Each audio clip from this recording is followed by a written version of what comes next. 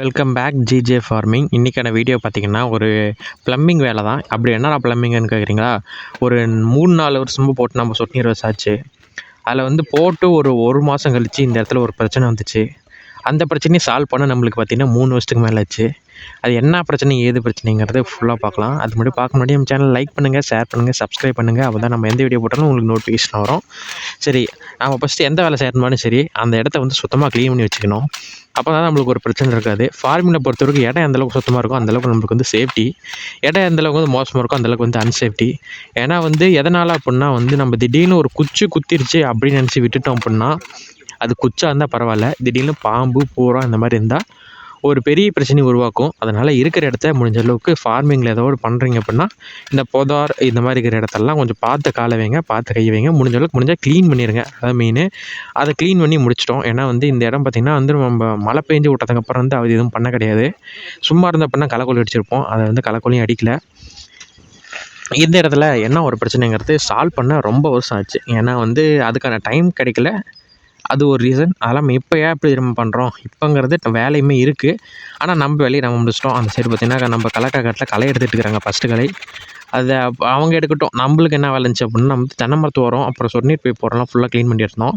இந்த வெஞ்சூர் சிஸ்டம்லேருந்து அந்த பக்கம் தான் ஒரே ஒரு பிட்டு தான் இருக்குது. சரி, இன்றைக்கி இதை மாட்டிடுவோம் அப்படிங்கிற ஒரு பிளானில் எக்ஸிக்யூட் பண்ணிட்டோம். நல்லா பெண்டுக்கும் இதுக்கும் பார்த்திங்கன்னா ஷார்ப்பாக அரங்காக வச்சு அறுத்து எடுத்துட்டோம். அரிசியை தொட்டி அந்த க்ரீன் கலர் இருக்கிற பைப்பு கரெக்டாக உள்ளே ஏதோ சிஸ்டம் வச்சுருப்பாங்கன்னு ஒரு கெஸ்ஸிங்லாம் போனோம். கரெக்டாக உள்ள சிஸ்டமும் வச்சுருந்தாங்க. அதை கழட்டினோம் அப்படின்னாவே நம்ம திருப்பி ஃபிக்ஸ் பண்ணுறப்போ ஒரு பெரிய பிரச்சனையாக இருக்கும். அதனால் முடிஞ்ச அளவுக்கு நம்ம மரப்பைப் போட்டு கெப்லான் டேப் போட்டு ஒட்டிருந்துச்சு. அதே வந்து கழட்டி ரிமூவ் பண்ணி எடுத்தாச்சு. அடுத்து வந்து கொஞ்சம் கெப்லான் டேப் போட்டு சுற்றி எடுத்தால் போதும். என்ன ஒரு பிரச்சனைங்கிறதும் கண்டுபிடிச்சாச்சு. அதான் எதுன்னு வந்து பாருங்கள். ஒரு வழியாக அந்த இடத்த ஃபுல்லாக க்ளீன் பண்ணிச்சு. அது வேறு பைப் வேறு கொஞ்சம் கோணையாக இருந்துச்சு. அதை வேறு கொஞ்சம் கரெக்டாக அறுக்கணும். அறுத்துட்டு பைப்லாம் கரெக்டாக ஃபிக்ஸ் ஆகுமா என்ன ஏதுன்னு பார்க்கணும். ஏன்னா வெஞ்சூர் சிஸ்டம் ஃபிக்ஸ் பண்ணக்குள்ள நம்ம கரெக்டாக அளவு பார்த்து ஃபிக்ஸ் பண்ணோம். இப்போ அறுத்துட்டு திருப்பியும் கப்ளிங்கோ இல்லை கப்போ போடக்குள்ள பார்த்திங்கன்னா வந்து கரெக்டான அளவு வைக்கணும். இல்லைனா வந்து அதுவும் பார்த்திங்கன்னா ப்ரெஷர்னால ரொம்ப பிரச்சனை வரும். இது எதனால் அந்த வந்து தண்ணி போட்டு பார்த்திங்கன்னா வந்து ஒரு 2 மாதம் வந்து ஒழுவாக தான் இருந்துச்சு. அதுக்கு மேலே இந்த பக்கம் இந்த இன்னொரு ஃபில்டரில் வந்து வெஞ்சூர் சிஸ்டம் போட்டு ப்ரெஷர் வைக்கவும் பார்த்திங்கன்னா வந்து ஒரு பிரச்சனைனால லீக் ஆக ஆரம்பிச்சிச்சு. ஒரு 10 நிமிஷத்துக்கு கிட்டத்தட்ட பார்த்திங்கன்னா 1 லிட்டர் திட்டு 2 லிட்டர் தண்ணி வந்து வெளியேற ஆரம்பிச்சிச்சு. அதனால் தண்ணி வேஸ்ட் ஆகுது. தண்ணி இப்போ இருக்கிறதுனால நம்ம அவ்வளோ செலவைக்கூடாதுன்னு சொல்லிட்டு அதை கொஞ்சம் முடிச்சலாம்னு சொல்லிட்டு பார்த்தோம். என்ன ஒரு பிரச்சனை தெரியுமா பாருங்கள். பெண்டோட இடம் எங்கே இருக்குது, ஃபுல் லிண்டு. ஆனால் நம்ம போட்டு ஒட்டியிருக்க இடம் பார்த்திங்களா எங்கே இருக்குது. இதனாலேயே இந்த தண்ணி லீக் ஆன பிரச்சனை இது ஒன்று மட்டும்தான். ஏன்னா பைப் வந்து ஃபுல்லாக வந்து அந்த ஏன்னா பெண்டுக்கும் ஒரு லேயர் மாதிரி இருக்கும். அந்த லேயரில் பார்த்திங்கன்னா கரெக்டாக போய் உட்காரல. லேயரோட கிட்டத்தட்ட அது எவ்வளோ தூரம் இன்டீரியர் போயிருக்கு அப்படின்னா கிட்டத்தட்ட 1 சென்டிமீட்டர் தான் போயிருக்கு. அது ப்ரெஷர் பார்த்திங்கன்னா 2 டன்னு 2.5 டன்னு வரக்குள்ள பார்த்திங்கன்னா கண்டிப்பாக அதை தாங்காது இந்த மாதிரி இருந்தால்.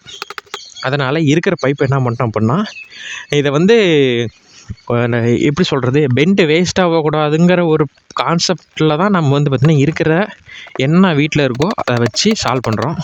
இல்லையா அப்படின்னா புதுசாக பெண்டு வாங்கிட்டு போடணும். அது புதுசாக பெண்டு வாங்கிட்டு அப்படின்னாவே அங்கே பாருங்கள் அந்த சைடு இருக்கிற மரப்பைப் வாங்கிட்டுறணும்.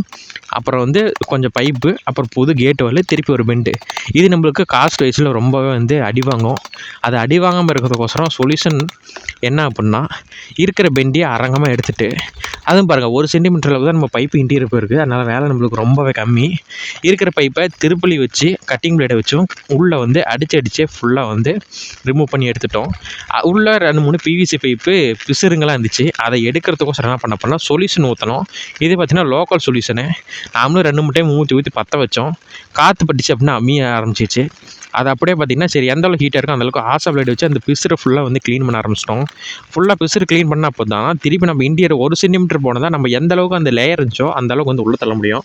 அதனாலே பார்த்திங்கன்னா வந்து ஃபுல்லாக விட்டோம். இது வந்து கம்பெனி சொல்யூஷனு.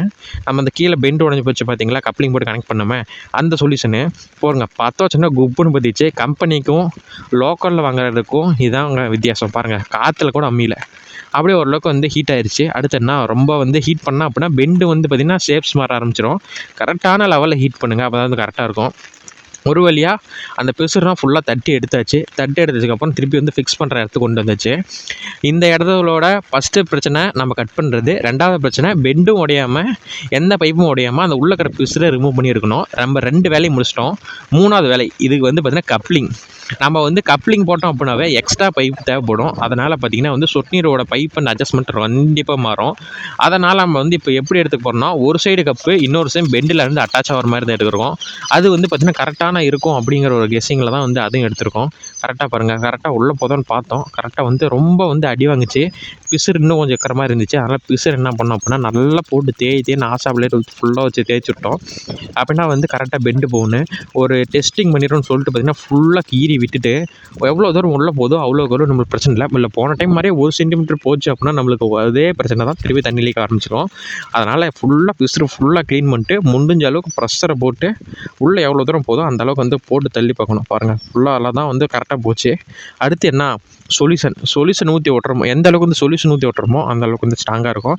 மினி சொல்யூஷன் ஊற்றினா கம்பெனி தான் போட்டு விட்டுச்சு. அது 1 சென்டிமீட்டர் போனால் கரெக்டாக நிற்கலை. அதெல்லாம் ஃபுல்லாக போட்டு அப்ளை பண்ணிட்டு எந்த அளவுக்கு நம்ம தள்ளுறோமோ அந்த அளவுக்கு நம்மளுக்கு சேஃப்டி போட்டு ஒரே அழுத்தம் ஃபுல்லாக வந்து பைப்போட எட்ஜ் வரைக்கும் ஃபுல்லாக வச்சு தள்ளி விட்டோம். இன்னும் கொஞ்சம் தள்ளினா பைப் உடஞ்சி போயிட மாட்டேங்குது. சரி இதே போதும் அப்படின்னு சொல்லிட்டு ஃபுல்லாக வந்து ஒட்டியாச்சு. அடுத்து என்ன, இருக்கிறது கீழே இருக்கிறத கனெக்ட் பண்ணோம். அதுதான் ஒரு பெரிய ரிஸ்க்கு. ஏன்னா வந்து அட்ஜஸ்ட்மெண்ட்டு கண்டிப்பாக மாறும். அதுதான் ஒரு பிரச்சனையே. அப்படிங்கிற ஒரு இதில் தான் வந்து ஃபுல்லாக வந்து திருப்பி அந்த பைப்பை எடுத்து சொரண்டி விட்டால் தான் வந்து திருப்பி இது வந்து முன்ன போன பெண்டுக்கிட்ட போன மாதிரி இது வந்து கப்பு கரெக்டாக உள்ளே போகுன்னு சொல்லிட்டு திருப்பி ஆசபிள் எடுத்து சருன்னு ஃபுல்லாக வந்து கீறி விட்டோம். அடுத்து என்ன, சொல்யூஷனை ஊற்றி ஃபுல்லாக அப்ளை பண்ண வேண்டியதான். இந்த வெஜ்ஜூர் சிஸ்டம் வர இங்கே திருப்பினா அங்கே திரும்புது, அங்கே திருப்பினா இங்கே திரும்புது. அது எந்த இடத்துல டைட் வைக்கிறது எந்த இடத்துலன்னு தெரில. அதெல்லாம் கரெக்டாக போட்டு டைட் வச்சாச்சு. அடுத்து பாருங்கள் எந்த அளவுக்கு வந்து கரெக்டாக இருக்குன்னு சுகுராக. அதனால் நம்ம இந்த டைம் என்ன பண்ண போகிறோம்னா, கரெக்டாக வச்சு அப்ளை பண்ணி போட்டோம் அப்படின்னா இந்த இடம் சக்ஸஸ், பிளான் அச்சீவ்மெண்ட் கரெக்டு.